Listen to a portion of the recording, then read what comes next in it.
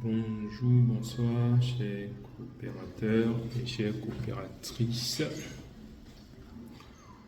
Euh, Chers coopérateurs, coopératrices, fondateurs, fondatrices de la SPC. Je vais expliquer aujourd'hui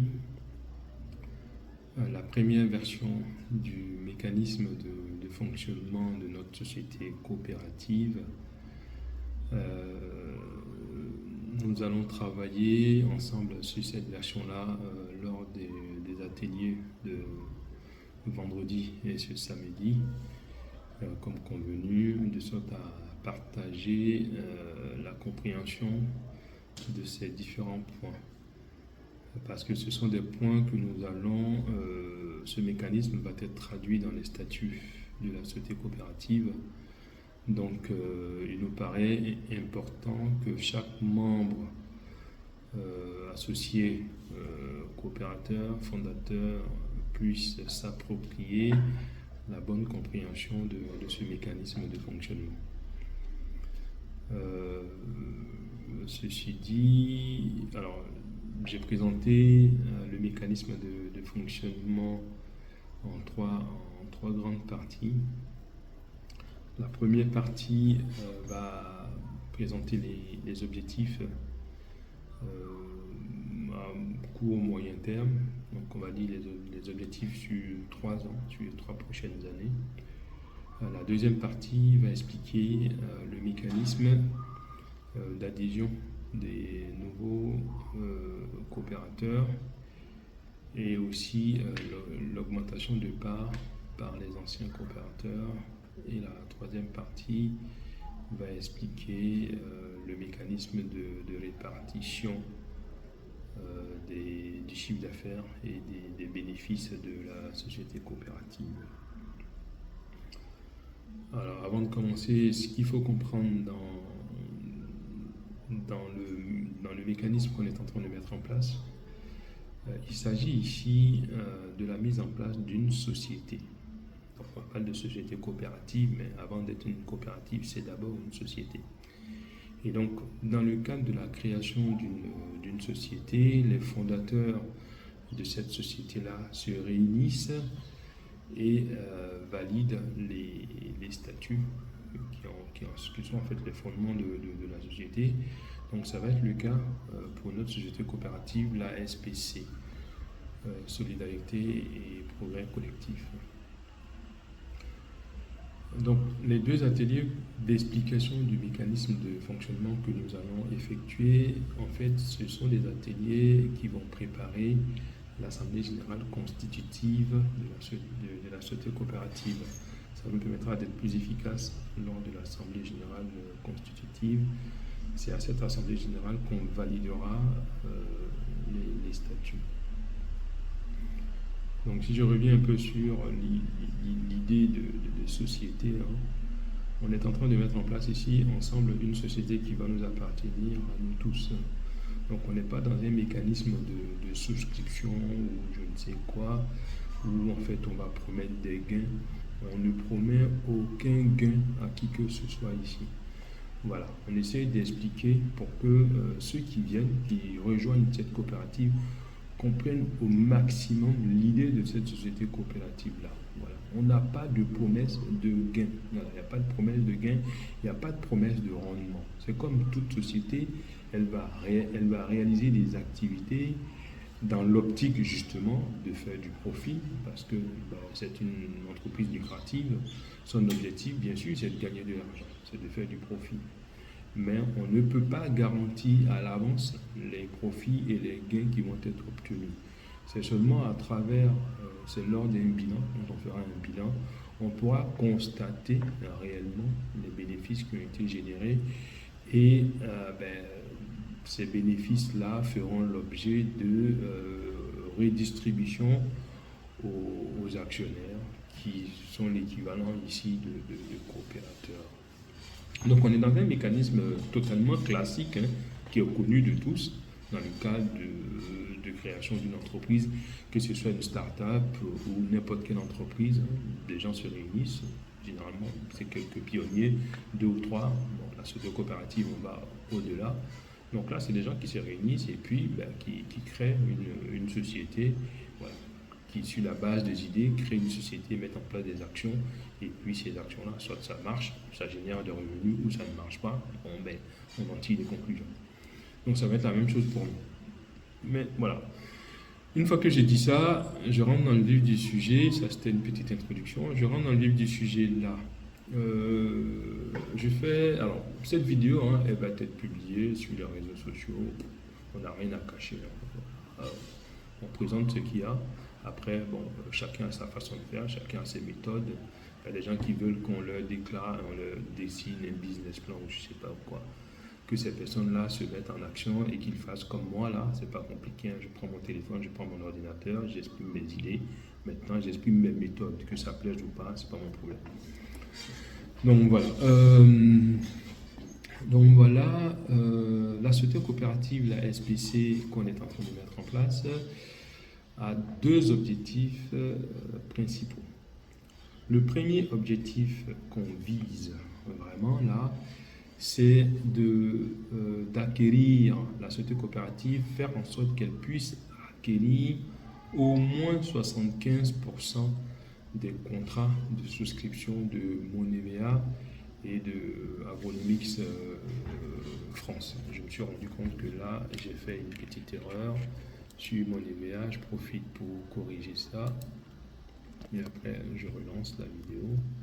Donc, son objectif là, c'est de posséder, notre société coopérative, de posséder 75% des contrats de souscription de Monevea et Agronomics France. Donc, vu que les contrats aujourd'hui appartiennent aux souscripteurs, la seule façon pour cette société coopérative-là, ce sera de racheter les contrats aux souscripteurs.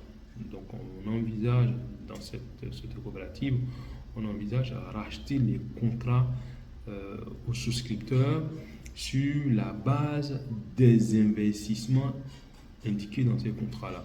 Donc nous, on n'envisage pas racheter les contrats à partir sur la base du RSI. Non. La SPC, ce sera le rachat des contrats sur la base de la valeur de l'investissement initial. Voilà. Donc ça, c'est l'objectif premier. Voilà, notre société coopérative va racheter toutes ces dettes-là. Et le deuxième objectif, bien sûr, il concerne les associés coopérateurs. C'est des gens qui vont investir dans cette société-là et donc qui vont posséder la société. Et par conséquent, il est tout à fait normal que les bénéfices, une partie en tout cas des bénéfices, puissent leur être redistribués. Donc, voici les 2 objectifs. Donc, redistribution d'une partie des bénéfices aux coopérateurs, ce qui permettra d'améliorer leurs conditions socio-économiques. Voilà. Voici les deux objectifs principaux.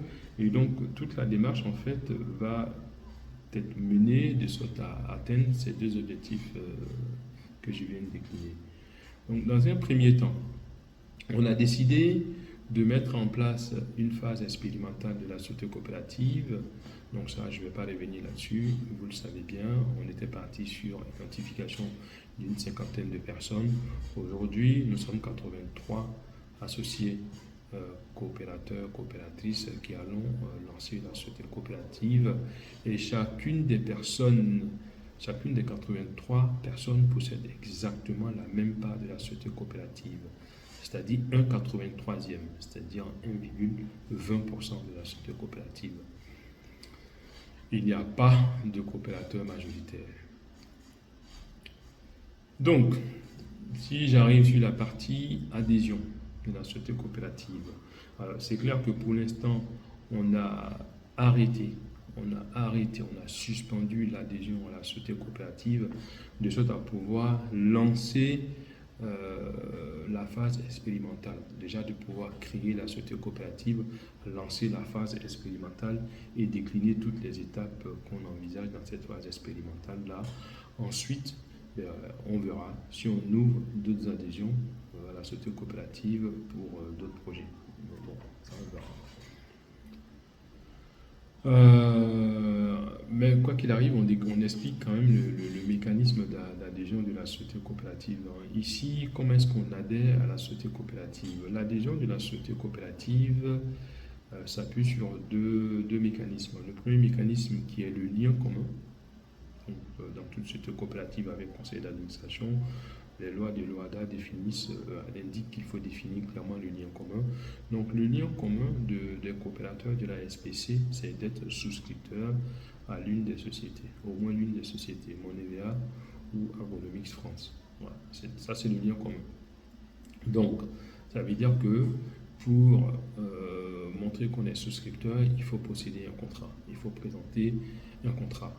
Bon, ou pour les personnes qui auraient perdu leur contrat, ben, on va demander à la société Monevea ou la société Agronomics France d'effectuer des recherches dans leur base de données pour confirmer le fait que cette personne possède effectivement un contrat. Donc ça c'est le premier critère. Le deuxième critère c'est de payer la contribution de 300 euros qui va avec, c'est la prise de participation de 300 euros qui est associée en fait au contrat. Alors peu importe la valeur du contrat, c'est 300 euros.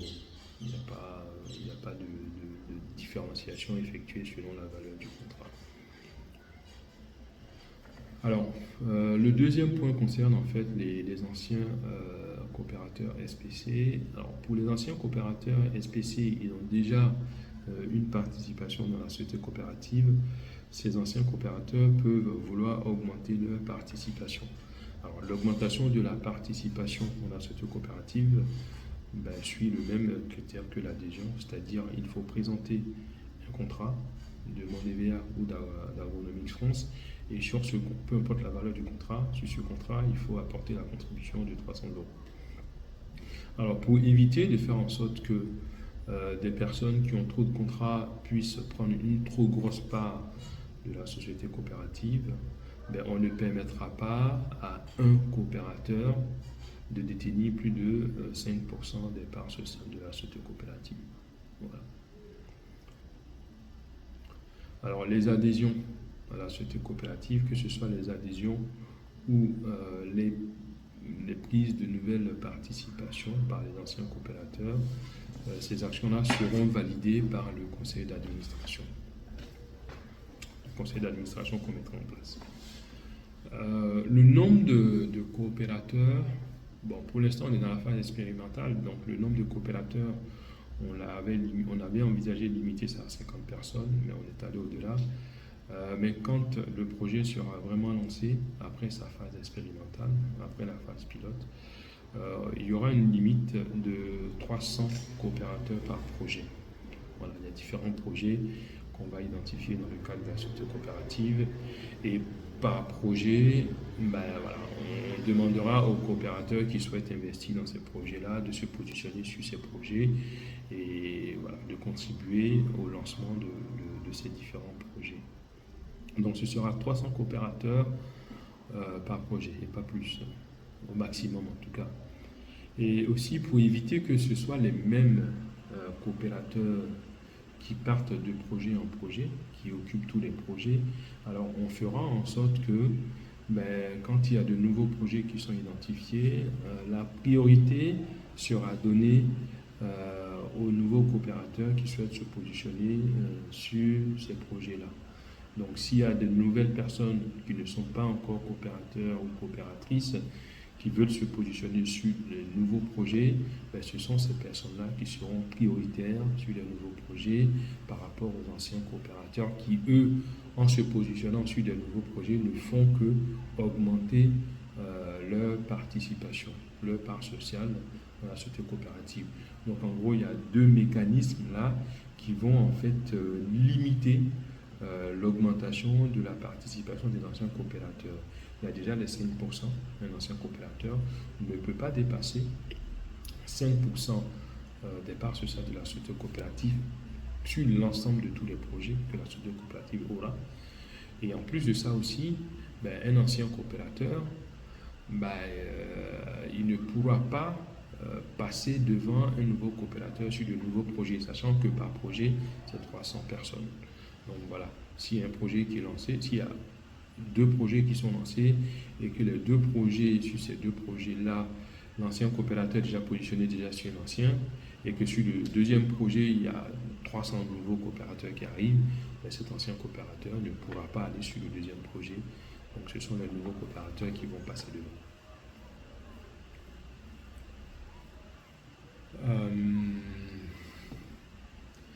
Donc c'est ce que je viens de dire, hein. Lorsque la limite du nombre de coopérateurs est atteint sur un projet, ben, pour les nouvelles demandes, pour les nouveaux coopérateurs qui veulent rentrer, on va mettre en place une liste d'attente, voilà, pour ces nouvelles personnes-là. Dans le cadre de la phase expérimentale, on n'a pas mis en place de liste d'attente parce que la mise en place d'une liste d'attente va générer en fait une charge de travail qu'aujourd'hui on ne peut pas supporter. Il faut gérer la liste d'attente, il faut la surveiller. Et non, on n'a pas envie de se rajouter déjà, il y a déjà suffisamment de choses à faire. On n'a pas envie de se rajouter d'autres tâches. Donc pour l'instant, c'est suspendu, il n'y a pas de liste d'attente pour l'instant. Mais dans le cadre du projet, quand il sera lancé réellement, effectivement, on va mettre en place une liste d'attente pour les personnes qui n'auront pas la possibilité de se positionner sur les projets en cours si ces projets sont tous occupés. L'autre possibilité aussi, s'il y a des anciens coopérateurs, des personnes qui se désistent ou qui sortent, et qu'il y a de la place qui se libère, effectivement, ça peut donner la possibilité aux nouveaux coopérateurs de prendre la place. Donc voici un peu le mécanisme d'adhésion. J'espère que cette explication vous permettra de comprendre, à chacun de prendre son temps de regarder ces documents-là, de les lire et puis d'écouter les explications. Dans les ateliers qu'on aura, dans les 2 ateliers qu'on aura, il faudrait vraiment préparer des questions pour que l'on apporte des explications pour approfondir la compréhension des différents mécanismes ici. Donc voilà pour le mécanisme d'adhésion. Maintenant, je vais passer au mécanisme de perte de la qualité. Alors, c'est plutôt en 4 parties, j'avais oublié cette partie-là. Le mécanisme de perte de la qualité de coopérateur. Alors, là, ici, ce que je décris dans la perte de la qualité de coopérateur, c'est plutôt en fait, j'ai envie de dire, la sortie de la société coopérative, une sortie douce, les sorties que je qualifie de douces. Il y a des sorties litigieuses, mais qui vont être décrites après dans les statuts, mais là, il s'agit de sorties douces, c'est-à-dire une personne qui veut sortir d'elle-même. Pour sortir de la société coopérative, c'est très simple, hein. Il ne faut plus posséder de part sociale. Voilà, à partir du moment où on n'a plus de part sociale dans la société coopérative, on sort, tout simplement. Et comment on fait pour ne plus avoir de part sociale? Les coopérateurs qui sont déjà les coopérateurs qui sont dans la société coopérative qui veulent sortir peuvent demander le remboursement de leur part sociale. Alors, ce remboursement-là pourra se faire en fonction de la trésorerie, vous entendez bien, de la société coopérative et de tout ce qu'il y a. Et si la société coopérative peut, en fonction de sa trésorerie, effectivement, elle rachètera le part social du coopérateur qui veut sortir et il sort. Voilà, sachant que les parts sociales là, comme vous avez pu le constater, c'est 300 €. Le contrat n'a pas de valeur, n'a pas d'équivalence de valeur de part sociale. Voilà, le contrat, c'est le ticket d'entrée tout simplement. Alors, il y a aussi le deuxième point là que j'ai mis qui est important. L'objectif premier pour la société coopérative étant de posséder au moins 75% des contrats MH et Agronomics. Alors, on a décidé que le rachat des contrats associés aux parts coopératives, aux parts sociales, le rachat des contrats associés aux parts sociales des coopérateurs se fera en dernier. Voilà, ne se fera pas avant d'avoir atteint ce premier objectif qui est d'acquérir au moins 75%. Je reprends l'explication. Lorsqu'un coopérateur rentre dans la société coopérative, il va présenter un contrat, peu importe la valeur de ce contrat-là, et il va payer 300 €. Donc, tant qu'on n'a pas atteint l'objectif numéro un, qui est que la société coopérative rachète 75% de tous les contrats, alors le contrat que le coopérateur a présenté pour entrer, ce contrat sera noté, identifié et associé à sa participation. Ce contrat-là ne sera pas racheté par la société coopérative. Tant qu'on n'a pas atteint cet objectif d'acheter 75% de tous les contrats qui traînent là, on ne rachètera pas les contrats qui ont été indiqués et qui ont permis de prendre des parts sociales. Voilà, c'est un peu des contrats qui seraient un peu suspendus. C'est des contrats qui restent la propriété du coopérateur, mais qui ne seront pas rachetés par la société coopérative. S'il advenait qu'un coopérateur souhaite malgré tout qu'on lui rachète ce contrat, là bien sûr à la valeur de l'investissement initial, s'il advenait qu'un coopérateur souhaite malgré tout que ce contrat soit racheté, alors, en fonction de la trésorerie de la SPC et voilà des moyens à ce moment-là, le contrat en question sera racheté par la société coopérative. Le contrat du coopérateur sera racheté. Et en même temps, la part sociale de 300 € qui est associée à ce contrat sera remboursée. Donc le coopérateur se verra racheter ce contrat en question et rembourser sa part sociale. Et par conséquent, le coopérateur paiera la part sociale qui est associée à ce contrat. Donc tout contrat ayant servi à une prise de participation ne peut pas être racheté tant que l'objectif numéro 1 n'a pas été atteint. Si le coopérateur demande absolument le rachat de ce contrat, selon la trésorerie de la société coopérative, ce contrat sera racheté et la part sociale en question sera également rachetée, de sorte à ce que le coopérateur perde cette part sociale-là.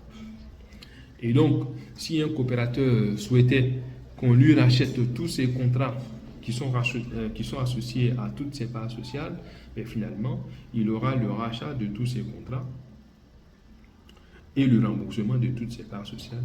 Et bien, de façon naturelle, il n'a plus de part sociale, il sort de la société coopérative. Donc voici les deux mécanismes de sortie de la société coopérative qui sont expliqués ici. S'il y a des questions, j'y reviendrai pour mieux les détailler. Donc là, on vient d'expliquer les objectifs, on a expliqué l'adhésion, on a expliqué l'augmentation de la participation l'augmentation de la prise de participation par les anciens coopérateurs. On a expliqué comment sortir de la société coopérative. Maintenant, expliquons la dernière étape, qui est la répartition du chiffre d'affaires de la société coopérative. Alors, dans les textes de l'OHADA, il est indiqué que pour toute société coopérative avec conseil d'administration, on doit préciser la part de notre chiffre d'affaires qui est réservée aux usagers non coopérateurs, c'est-à-dire qui est réservée aux personnes qui ne sont pas coopérateurs.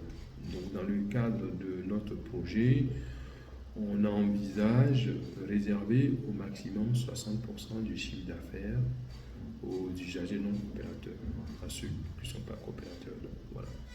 Ça va servir aussi pour des prestations avec d'autres sociétés, d'autres entreprises qui ne sont pas forcément des entreprises coopératrices ou autres. Ce premier point n'est pas trop important pour vous coopérateurs. Le point le plus important, c'est le point numéro 2. Le point numéro 2, cette fois-ci, ce n'est pas par rapport au chiffre d'affaires, c'est par rapport aux bénéfices.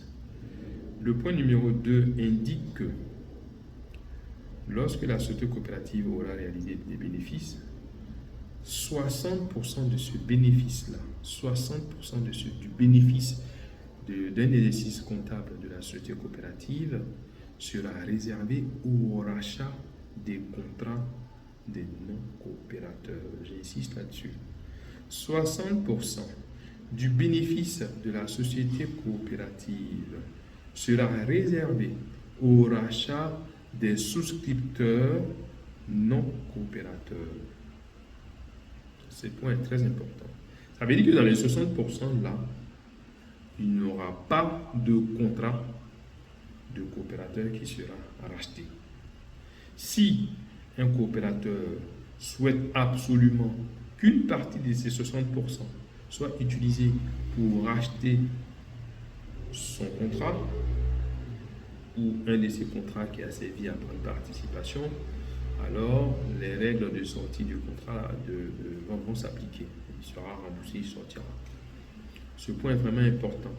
Pourquoi 60% est réservé au rachat des contrats des non-coopérateurs? Ça, c'est très simple, c'est pour qu'on puisse atteindre le plus rapidement possible l'objectif numéro 1, qui est le rachat de moins 75% des contrats des souscripteurs. On sait que la grande majorité des souscripteurs de Bonebia et Ergonomix ne seront pas coopérateurs. Il y a plus de 50 000 contrats qui traînent.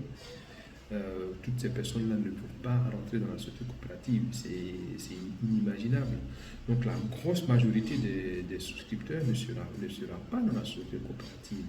Et vu que l'objectif, c'est vraiment de pouvoir racheter le contrat de cette grosse majorité de souscripteurs qui ne sont pas dans la société coopérative, alors on réserve à cette population-là, à cet ensemble de personnes non coopérateurs, 60% du bénéfice. Voilà, que ce point soit vraiment très clair dans la tête des coopérateurs qui vont rentrer. Si un coopérateur n'est pas à l'aise avec ça, ben, il n'est pas tard. Chacun peut prendre sa décision de se retirer dès maintenant. Voilà. Il ne faut surtout pas vous engager dans quelque chose que vous n'aurez pas compris. Voilà. Il ne faut surtout pas vous engager dans quelque chose que vous n'aurez pas compris. Certes, on n'a pas la réponse à toutes les questions. On essaie d'apporter le maximum d'explications et d'être clair sur les points qu'on peut expliquer. Maintenant, si malgré tout, vous estimez qu'il y a des zones d'ombre, il y a des zones d'ombre, il y a des choses floues, voilà, que vous n'avez pas tous les éléments, vous êtes libre de prendre votre décision et de ne pas rentrer. C'est comme je le dis, franchement, on ne souhaite même pas forcer qui que ce soit à rentrer. C'est une décision libre, que chacun prenne sa décision en toute liberté et en conscience, en connaissance de cause, et que chacun rentre sur cette base-là. Ne vous forcez pas à rentrer. J'arrête pas de l'expliquer aux gens en inbox. Que celui qui n'a pas les moyens ne le fasse pas. Que celui qui a des doutes, qui ne veut pas rentrer, qu'il ne rentre pas. Notre objectif étant de racheter le contrat des souscripteurs. Lorsque on va générer du bénéfice et qu'on va réserver 60% de ce bénéfice-là au rachat des contrats, on fera une annonce et on dira, ben voilà, on est capable de racheter, je ne sais pas, 10 contrats, 20 contrats, 100 contrats. À ce moment-là, vous vous manifesterez et puis on rachètera votre contrat. Là, c'est très simple. Mais là, actuellement, les coopérateurs qui prennent le risque et qui viennent avec nous, ils viennent avec nous, on ne leur promet rien, on ne leur garantit rien, et puis on leur dit en plus que vous n'êtes pas prioritaire dans le rachat des contrats. Donc, soyez vraiment conscients de ça. Mais on pense quand même à ces coopérateurs, on leur réserve 40% du bénéfice qui leur sera versé comme dividende. Voilà, dividende, c'est de l'argent qu'on vous verse et qui est au prorata de votre participation. Aujourd'hui, comme je l'ai indiqué, dans le démarrage, là, nous sommes 83 coopérateurs fondateurs. 1 sur 83 multiplié par 100, ça te fait 1,20%. Ça veut dire que chacun de ces coopérateurs possède 1,20% de la société coopérative.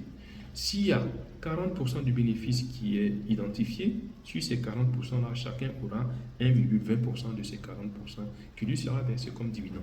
Les règles du jeu sont simples, claires et connues d'avance. Alors, donc le point 4, les contrats associés à une part sociale seront rachetés par la société coopérative uniquement après l'atteinte de l'objectif 1, comme je viens de l'indiquer. Voilà, c'est ce que j'ai dit. Dans ce cas, les parts sociales associées à ces contrats sont conservées par le coopérateur. Donc voilà tout ce que j'ai dit ici. Pendant toute la phase de rachat de contrats des non-coopérateurs, les souscripteurs qui sont coopérateurs, qui présentent leur contrat et qui vont payer les 300 €, leur contrat n'ayant pas été acheté, ils restent propriétaires de leur contrat jusqu'à ce que la SPC vienne leur acheter leur contrat. C'est tout ce qu'on dit dans cette partie-là. Le point 5. Alors, tout contrat racheté par la société coopérative, la SPC, devient automatiquement caduc et de nul effet. Je reprends. Tout contrat racheté par la société coopérative, la SPC, devient caduc et de nul effet. Ce contrat est annulé. Les gens qui ont pensé qu'on était en train de racheter les contrats des souscripteurs là pour après les revendre au RSI, voici la réponse à vos délires là. Tout contrat racheté par la société coopérative, la SPC, devient caduc et de nul effet. Voilà, la société coopérative n'en fera absolument rien. Elle n'en tirera aucun bénéfice là-dedans. Tous ces contrats-là. Donc ces contrats ne peuvent faire l'objet d'aucune poursuite judiciaire, ni par la SPC elle-même, ni par personne d'autre. Donc voilà, en gros, voilà, ce qu'on ambitionne de faire. Donc ça, c'est le mécanisme de répartition de la richesse de la SPC, si richesse il y a, si on arrive à générer en tout cas. Là, j'ai pris un exemple. J'ai pris un exemple voilà, un exemple concret là pour vous expliquer ce que ça donnerait, le calcul. Donc là, je suis parti sur une hypothèse. Nous sommes aujourd'hui 83 coopérateurs fondateurs. Je pars sur l'hypothèse comme quoi ces 83 coopérateurs restent jusqu'à l'Assemblée générale constitutive et même après, et que ces 83 coopérateurs démarrent la société coopérative. Chacune de ces 83 personnes, à ce jour, possède 1,20%, comme je l'ai indiqué. Si on arrivait à faire 200 000 euros de bénéfices, si la société coopérative faisait 200 000 euros de bénéfices, comment c'est réparti? C'est très simple. Comme indiqué, 60% de ces 200 000 euros étant réservés au rachat des contrats des non-coopérateurs, 60% de 200 000 euros, ça fait 120 000 euros. Donc 120 000 euros seront réservés pour acheter le contrat des souscripteurs non coopérateurs, la grande masse qui n'arrête pas de me poser des questions. Et nous, qu'est-ce qu'on devient?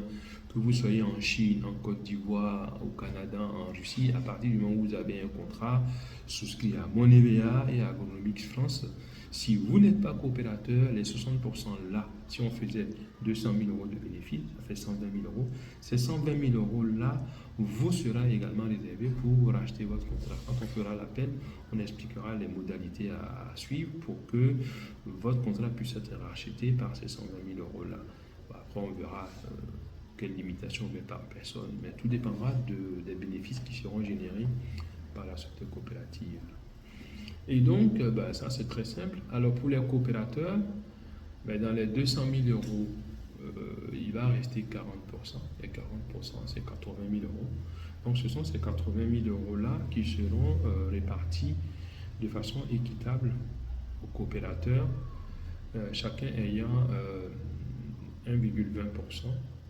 Donc tu fais 1,20% multiplié par 80 000 euros, ça fait 960 euros par coopérateur comme dividende, tout simplement. Donc le point 4, je me répète encore, les 120 000 euros de rachat de contrat ne concernent pas les souscripteurs coopérateurs. Ils concernent uniquement les souscripteurs non coopérateurs. Voici le mécanisme de fonctionnement de notre société coopérative, la SPC, mécanisme qu'on envisage de mettre en place. Voilà, je vous laisse vous approprier ce mécanisme-là. Demain, on en reparle. Et on a, pour ceux qui sont disponibles vendredi, et puis samedi, on en rediscute pour ceux qui seraient disponibles samedi. Et on reprendra vos questions. Voilà. Bonne écoute, bonne lecture, et puis bonne soirée. Au revoir.